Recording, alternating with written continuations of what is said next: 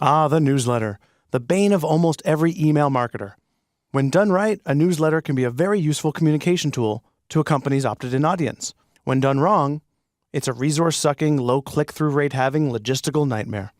I have probably made over 1,000 newsletters in my career, and if there's one piece of advice I could offer to companies looking to create a new one, it'd be this: don't.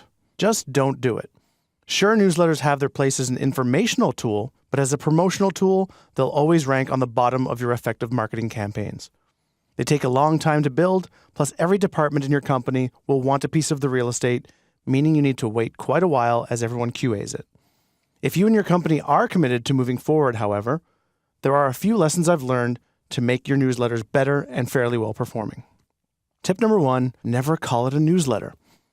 When you look at your final newsletter file, press Ctrl F and search for the word newsletter. If it's found anywhere in your document, you've been a very, very bad marketer. Shame on you.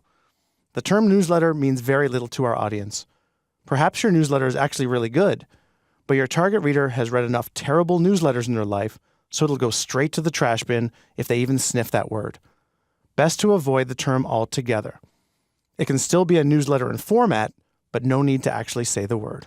Our second tip: make it essential to a part of your audience instead of useless to everybody. Most newsletters fail because they invariably become about the company and not about the customer. Unfortunately, customers only tend to care about what you can do for them and not vice versa. The solution is to make your newsletter content relevant and pointed to a specific type of reader. A company like Home Depot, for example, should stay away from making a This Week in Home Depot News email in favor of one called This Week's Tips for the Do-It-Yourself Homeowner. So while this alienates a certain part of their audience, for homeowners who want to fix their own home, this email becomes a must-read each week.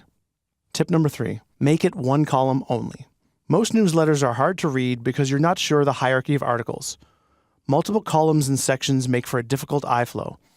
Keep your newsletter to no more than 5 sections, each stacked on top of each other.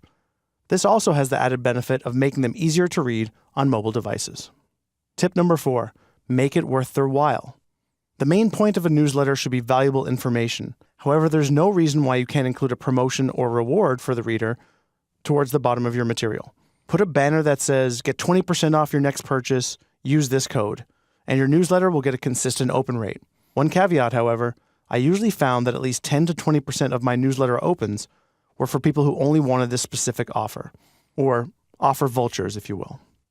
Your principal job as an email marketer should be deciding what emails get sent out, at what time, to whom, and why.